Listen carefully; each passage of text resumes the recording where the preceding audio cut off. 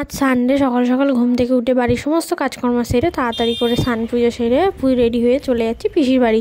আমার পিসির বাড়ি আঁকড়ায় আর আমার বাড়ি সন্তোষপুর। আমার বাড়ি থেকে পিসির বাড়ি মাত্র একটা স্টেশন, কিন্তু আজকে যেহেতু মুসলমানদের কি ইজতেমা না কি একটা বলে, তো আঁকড়া স্টেশনে সেহেতু প্রচণ্ড ভিড় বলে পাপা কিন্তু দেখো আমাকে সাইকেলে করে পাড়ার ভেতর দিয়ে নিয়ে যাচ্ছে।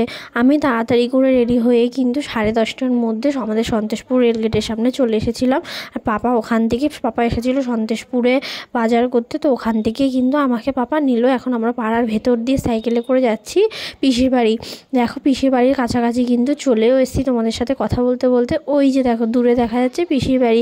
আমি যেহেতু আমার বাড়ির সামনে দিয়ে কিছু কিনতে পারিনি, গোটা রাস্তায় সাইকেলে ছিলাম বলে, ওই জন্য আমি ওদের বাড়ির সামনে নেমেই কিন্তু দোকান থেকে আমার দিদির ছেলে মেয়েদের জন্য একটু এখান থেকে চিপস কুরকুরে নিয়ে নিচ্ছি, লজেন্স। তারপর দেখো ওদের বাড়িতে চলে এসেই তো আমি আগে এখানে ফোন নিয়ে বসে পড়েছি, একটা সিনেমা ডাউনলোড করছিলাম। চলো তোমাদের দেখাই পিসির বাড়িতে আজকে কারা কারা আছে আর সবাই কি করছে। এই দেখো এইদিকে দেখো, এইখানে এই দিদির মেয়ে দেখো বসে বসে কাঁটা চামচ দিয়ে ডিম সেদ্ধ খাচ্ছে, মানে কাজে না থাকলে আর মানুষের যা হয় আর কি। আর এখানে আমার ঠাকুমাকে দেখো কড়াইশুঁটির কচুরি করবে বলে ওই মানে ময়দাটা আর কি করছে। এদিকে দিদি দেখো হাই তুলছিল, ভিডিও করে নিয়েছিল বলে আমাকে বলছে মার খাবি। এইকে দেখো কাঁটা চামচ দিয়ে নাকি ডিমের কুসুম খাচ্ছে। দিদি দেখো আজকে আমাদের দুপুরের মেনু ভেটকি মাছ, ওটাই আর কি দিদি দেখাচ্ছে তুলে। আর হ্যাঁ, তোমরাও তোমাদের সানডেটা কিভাবে কাটাও বা কাটাচ্ছ আমাকে কিন্তু কমেন্টে জানিও। পিসি এখানে ঘর করেছে মাত্র 1 মাস হয়েছে। এর আগেও কিন্তু একবার যে ঘর পুজোর সময় এসে আমি ঘুরে গেছিলাম, কিন্তু সেই দিন আমি আর কোনো ভিডিও করিনি। তাই আজকে আসছি যেকালে ভাবলাম আজকে সারাদিনটা তোমাদের সাথে ভিডিও করি। দেখো এখানে সবাই সবার যে কোনো কাজে ব্যস্ত, আমি এসে এখানে বসে আছি। আর এদিকে দেখো ওর কাঁটা চামচ দিয়ে ডিম খাওয়া কমপ্লিট। তারপর ওকে আমি বললাম আয় তোর সাথে কটা রিলস বানিয়ে নিই। তোমরা যারা যারা আমার ইউটিউবে সাবস্ক্রাইব করেছো, আমার ইউটিউবের ডিসক্রিপশানে কিন্তু আমার ইনস্টাগ্রামের লিঙ্কটা দেওয়া আছে, প্লিজ ওখানে গিয়ে আমাকে একটু সবাই ফলো করে দিও। আর অবশ্যই আমাকে একটা কমেন্ট করে দিও যাতে আমিও তোমাদের অ্যাকাউন্টে গিয়ে তোমাদেরকে ফলো করতে পারি। তোমার বসে বসে কড়াইশুঁটির পুরগুলো ভরে লেচিগুলো কেটে দেওয়ার পরে এখানে দেখো বদ্দি এখানে কড়াইশুঁটির কচুরিগুলো বেলে নিচ্ছে। এগুলো এখন গরম গরম ভাজা হবে। এখানে অলরেডি আগে কিছুটা ভাজা হয়ে গেছে। তারপর এখানে দেখো গরম তেলে বদ্দি যা সেটা মানে তেলের মধ্যে ছেড়ে দিল। আর আমি যখন লুচি ভাজি জানো তো আমি শুধু খুন্তি দিয়ে নাড়াই যাতে ফুলে, কিন্তু দিদি কড়াই লেচিটা বেলে ছেড়ে দিল। দেখো এটা কি সুন্দর আস্তে আস্তে ফুলে যাবে। ও কিন্তু একবারও খুন্তি দিয়ে কিন্তু এখানটা নাড়ায়নি বা কিচ্ছু করেনি। পুরো ভিডিওটা তোমরা দেখতেই পাচ্ছ কি সুন্দর এটা পুরো গোটা ফুলে গেল না। তাই ভাবছি আমিও এটা একদিন ট্রাই করে দেখবো যে শুধু বেলে কড়াই ছেড়ে দেবো তেলের ওপর, এটা অটোমেটিকলি এরকম ফুলে যায় কিনা। দিদি এখানে কড়াইশুঁটির কচুরিগুলো ভাজছে, এরপরে হবে গরম গরম দুধ চা আর কড়াইশুঁটির কচুরি। যাই হোক এখানে বেশ কয়েকটা কিন্তু ভাজা হয়ে গেছে দিদির, এখানে আরও একটা কড়াতে ছেড়ে দিল। তারপর দেখো আমি এখানে বসে গেছি কলমি শাক কাটতে। এই শাকগুলো কিন্তু মোটেও বাজারের কেনা শাক না, এই শাকগুলো কিন্তু পিসির বাড়ির মানে আমার পিসির বাড়ির পিছনেই কিন্তু এই শাকগুলো সব হয়েছিল।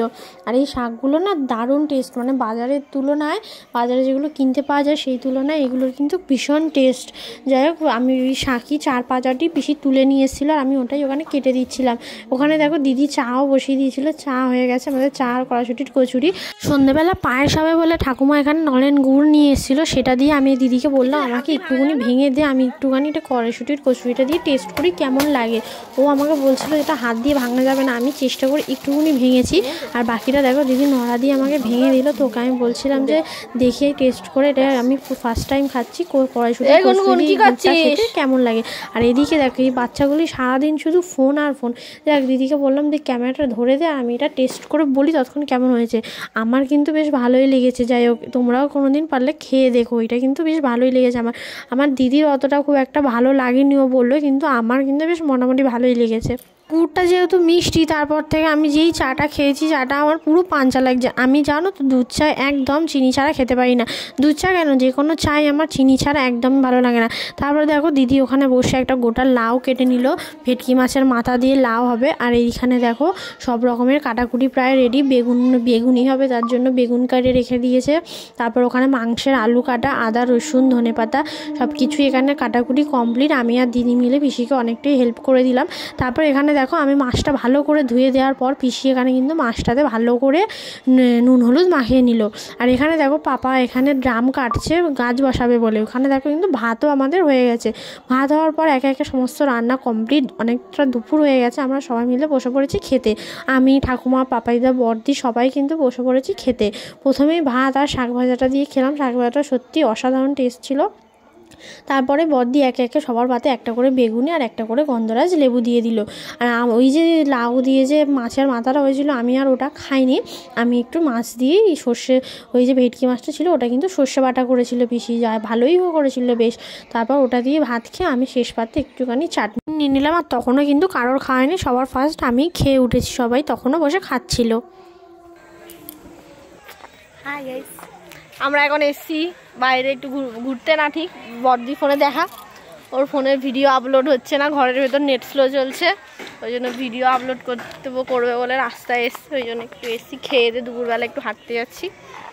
তারপর সন্ধেবেলা গরম গরম চা চলে এসছে। আর এখানে পিসিদের বাড়ি ওখানে এত ঠান্ডা যে সবাই কম্বলের ভেতর, দেখো শীতকালে এমনিই সন্ধেবেলাটা অনেকে কম্বলের ভেতর থাকে, আমরা তো থাকি, কম্বলের থেকে বেরোতে ইচ্ছা করে না। তারপর দেখো এখানে সবাই মোটামুটি কম্বলের ভেতর পা ঢুকে বসে আছে। আর শুধু এনার কমতি ছিল, ইনিও চলে এসছে সকালবেলা। কিন্তু তোমরা তো দেখলে আমাকে পাপা গিয়ে নিয়ে এসছে, আর ও কিন্তু এই সন্ধেবেলা একটু আগে জাস্ট এলো, আমাকে নিতেই এসছে যদিও বা। তারপর দেখো সন্ধেবেলা পিসি ওর জন্য ওই মাংস, আর মাংসটা কিন্তু আমরা ওবেলা খাইনি, মাংসটা এবেলার মেনু ছিল। এবেলা কড়াইশুঁটির কচুরি আর মাংস। কড়াইশুঁটির কচুরিটা আমরা ওবেলা খেয়েছি, ওই জন্য ও যেহেতু এবেলা ছিল না, ওই জন্য ওকে এবেলা কড়াইশুঁটির কচুরি আর মাংসটা দিয়ে এ করে যার এই এবেলা দেখো ঠাকুমা কিন্তু পায়েসটা করে নিয়েছে। জিজ্ঞেস করছিলাম যে কেমন হয়েছে, ও যেন ভালো করে আমাদের রিভিউ দেয়।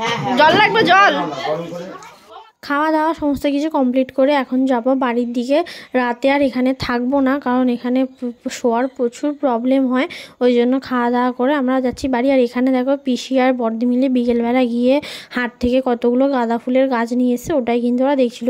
সব শেষে আমাদের বাড়ি যাওয়ার সময় একবার অবস্থা দেখো, এত রাত হয়ে গেছে, দিদিরা ট্রেনে করে যাবে বলে, ওই জন্য আমরা একটা বাইকে 5 জন মিলে যে কিভাবে বসলাম সেটা শুধু আমরা জানি। সারাটা রাস্তা যে আমার কি হয়েছে আসতে শুধুমাত্র আমি জানি। পুরো একটা মানুষকে দেয়ালে সাটিয়ে দিলে যে অবস্থা হয় না, আমার অবস্থা পুরো ওরকম হয়েছিল।